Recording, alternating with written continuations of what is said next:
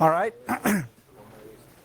Thank you for coming. My name is Miguel de Casa, and I've been working on open source for many years. I first started contributing to the Linux and the GNU project in 1992, and I built a company to build open source software, and we tried, and it was very rough. It was very difficult to keep your friends employed with open source. So we built a proprietary company, which led to a little bit of a disagreement with Richard Stallman. So he kicked me out of the foundation. And then I went to build another company, which this time around I didn't try to do open source. And it was, we had a lot of fun in that company. We specialized on mobile, on Android and iOS development, Linux, Mono, at an era where Microsoft was not very well welcomed in the open source world. And then two things happened. They changed the CEO. We went from Steve Ballmer, which was a sales guy, very aggressive, not very open to ideas about open source. And we went to Satya Nadella, who is a completely different person, a man that likes to read a lot of books and have his opinions challenged. And he decided to embrace open source, and he decided to embrace free software. So I was running this company with my friend Nat Friedman, and Microsoft acquired us in 2016. And the first thing that Microsoft did is they turned our proprietary, very expensive proprietary products into open source products. To give an idea, a license per seat was $2,000, and we were selling them like hot pancakes, or hot waffles, as you would say here. And the first thing that Satya and Scott Guthrie did is like, no, we're going to open source all this stuff. This is now public work. So ironically, it was Satya Nadella and Scott Guthrie that brought me back to the open source world after all these years. Anyways, since I've been working in 1992 on Linux or Mac OS, I've always used this. I probably have one running here right now. Let me see if I have one. Oh, the machine just rebooted, so you won't see it. But this is my file manager. It's a file manager that I started writing in 1992. It's called the Midnight Commander. It's still branded GNU Midnight Commander from when Richard liked me. And I spend my life in this thing. Usually I have dozens of instances of this file manager, despite the fact that I started the GNOME project, that I use a Mac every day. I still spend most of my days in the Linux shell. This is my life. This is where I spend my life. This is where I do all my file operations, how I keep my life organized. And it's done wonders. It is a clone of a DOS app. So this was a clone of a DOS app that I missed when Linux came on the market. And I said, I got to have this. I understand the Linux philosophy, but give me my shell. So I went and built this thing.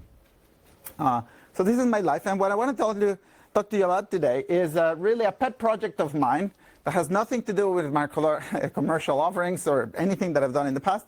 This is just my evening hack. It's the thing that I do on the afternoons. And I'm doing this talk because the person that was going to do this talk didn't show up. So they were going to do a very similar talk about building user interface applications with .NET. It was going to be a competing framework, and because I was the chair of the session, I figured it would be unfair to compete with him. So I said, let's do this talk, but then he withdrew. So I think it's fair. So this is my talk about text user interfaces. This is the first machine that I started working on at the university with my dad. It was a DEC VT100. That was a keyboard with a detachable keyboard. It does the most beautiful scrolling you've ever seen. Now, most of you don't know, well, I bet you none of you have seen one of those or used one of those, so you don't appreciate what this beautiful smooth scrolling is. But today, the same technology that powers that thing, an evolution of this set of escape sequences and the way you communicate with the terminal is what is used on consoles on Windows, Mac, and Linux. And I'm still very much in love with that, and I still use this tool every day. So I decided to build a UI toolkit that would let me build applications for the console. And it is relatively painful. I'm shortening this talk. It's a much longer talk, but it's very painful to build this desktop application, these console applications on Linux, because you need to learn a lot about curses, about input, about Xterm consoles, the Windows console. If you want to build something that works across the board, it's relatively annoying to do and get it right. And there's complications in terms of colors and mouse support. So one day I decided that I had it and I wanted to build something for me. So this is a project that I built just for me. Now, this UI that you see there is implemented with this code, with this C# code. It leverages some of the idioms that are common in C#, like, for example, this nested creation of objects, these lambda functions that attached an action to a menu. For example, when you press the quit menu, it invokes this function, right? So this is a full if statement there. And that's the UI that you get for that. So I'm going to tell you a little bit about how this works. So what you need to know, what you need to remember is that for the past almost 10 years? Oh my God, almost 10 years. For the past 10 years, I've been working mostly on bringing .NET to Android and iOS. So my view of what a UI toolkit should be has been influenced by iOS and Android extensively. And you don't know this. You don't know this. We're going to get this fixed eventually. You don't know this, but one of the original window managers that's used by the GNOME desktop when we launched. Who here is old enough? Who was born before 1990? All right, so okay. So when we launched this thing, we launched this in 1999. Okay, who was 15 in 1999? At least a couple. All right. So when we launched GNOME, we launched with this window manager. It was a fabulous window manager, super configurable. It was written in a variation of Lisp. It was called Soffish. And this window manager was built by none other than Harrop. And he went to build the core animation framework that powers every iPhone. So every time that you see a buttery smooth UI on the iPhone, that guy came from GNOME, right? But he went to Apple, and he landed all of those ideas. So all the animation frameworks and all the smoothness on Apple came from this guy, from the GNOME universe. Anyways, so when I was building this retro user interface, I was influenced by mostly by the iOS UI design system and how it works. So I wanted to blend some of the things that you wanted to do on a text user interface and some of the ideas that come from iOS. So first of all, let's start with what every modern UI application framework has, this time transported to the console, to a raw console, is we do have a main loop. And what that does is it handles your input.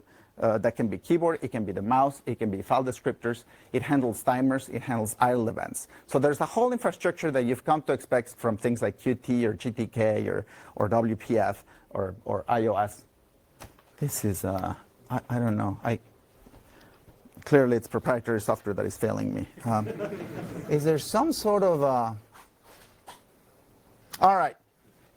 And it has a whole system of redrawing damage regions of the screen. And this is all handled by the application.run. The second piece that is interesting is that I copied the design from iOS for views. And this, in my opinion, is one of the most powerful things that iOS has, which is anything that goes into the screen is called a view. And there's certain attributes as to whether they can take input or not input. But views themselves are not leaves. Any view can contain further views inside. So you can use them as either as a leaf or as a building block, and everything is built on top of a view. And this is roughly how you compose them, right? So you just nest these things. You nest these things, and you need to have a system that handles the focus and handles how the focus is going to work when you tab it and how you route the events. So a lot of what this library does is handling those for you. And it lets you, like I said, build these nested user interfaces the same way that iOS does. So what I'm saying is this is the iOS of terminal applications. Now, there are three fundamental types. These are very simple, but we'll come to this in a second because this is the one area where I think that I am much better than all the garbage that Apple did with iOS. which is rectangle points and sizes. And I say that it's garbage because they built a layout system that requires a PhD. The other day, somebody on Twitter said, "Oh, you're a great programmer. I wish I was like you." And I said, "You have not seen me struggle for the last 3 weeks trying to get a layout on the screen with auto layout. It is so embarrassing that I have not published the Git repo. I've kept it secret because I can't get this thing to work. So it's probably going to take me another week and then I'll publish it, but it's been a world of misery." So this is the layout system for people like me, people in their 40s, that they can't really do these things anymore. Life is too short. So we have 2 sets of layout positioning. The first one is you say, I want you to be from 0, 0 to 10, 10. That's what it is. No questions asked. And off you go. And the second one is this marked positioning, where the x and y properties are not actually they're not integers. They belong to this type called pos. And the width and height are defined in terms of this type called dimension. And it just happens to that we've created an implicit conversion from integers to those. So you can always say x equals 10, and it will fix it, right? So for those of you, for those of you of my age, you can just get it done that way, or people in the enterprise. But this is the magic, and pay attention. This is really the magic. There are a couple of operations here. You can create these pos objects with a number of things, like, for example, pos with the percent method. These are all static methods. God damn it. These are all static methods. So you can say, I want a percentage. So you say pos.percent 10, and it will give you a position that will be 10% of the container, right? Anchor n means I want this position to be attached to the end of my container with this much buffer space, the margin there, which is a default option. I want this to be centered, and this is centered compared to my container, right? Remember, every view is nested, so this is always compared to the previous one. This is the implicit operation that I mentioned.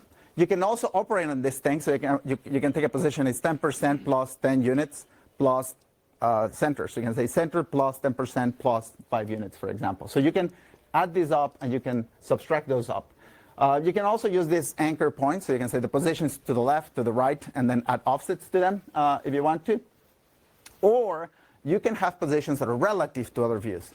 So you can say this is a position that needs to be anchored to this other view. So I don't know where you're putting the other view on the screen. Just make me relative to that, either to the left, to the right, center, whatever, right? So, and the same thing goes for dimensions. It doesn't have as many operations, but again, you can describe operations in terms of, I want you to fill up all the available space, right? Or be a percentage of the space. And the same thing, these 2 important ones, and again, you get these combination operators. And I think it's probably one of the best ideas that I've had in many, many years. And this is what it looks like. So a UI doing a login password and a couple of other things. You can say that, you can see that at first I said I want to center this piece in the X dimension on the screen, right? And the Y, I fixed it.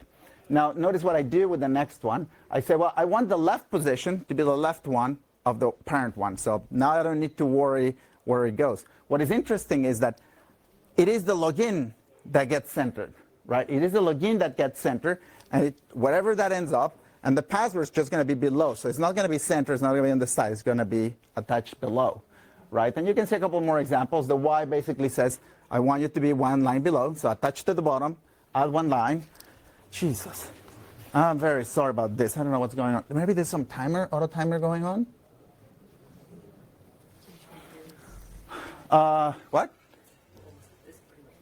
All right. Well, I hope you enjoy this. A couple of other things. I'm not going to go into this, but you get the idea. There's a couple of things that are worth keeping in mind, which is that because VT100s that are still in use, usually when you SSH or you have a port terminal, they do not have a lot of colors. In terminals that have a lot of colors, you really shouldn't be thinking about colors. You really need to be thinking about attributes. So to make things simple, I've introduced an attribute system that can define these things. And I'll give you an example. This is a regular UI, and you don't really think about setting the colors for these ones. Instead, you need to think about which colors you're going to use for normal text, for the hotkey, for the normal text, the focus key, and the hot focus key, right? So these are things that you need to do that typically in a GUI UI you no longer have to do. do not worry. We do have color schemes already built for you, so you don't have to think about this thing. You just pick a style. Now, I would like one day to bring some sort of CSS-like system so that it's easier to customize. Right now, you have to kind of like an animal say, this is the black and white settings, and these are the full color settings, and this is the 256 color settings. But anyways, there's a ton of views that you can use today. And they're super easy to build. Feel free to use it or not. And we have convenient things for creating dialogues, pop-up boxes, message boxes, your file save dialogues, etc. So anyways, this is my new toy. And the last thing that I want to finish with is, this is just a warning for those of you doing multi-thread applications. But when we build mobile app frameworks, we build this cross-platform UI toolkit called Xamarin Forms, which is you build it once, and it runs on Android, iOS, Mac, WPF, etc. Right? And this guy, God damn it, Javier from Spain went and ported our UI toolkit to the console. So this is again the XAML that you were seeing a minute ago in the talk about F# or the WebAssembly talk. You can use that and generate console applications from that. So thank you very much, folks.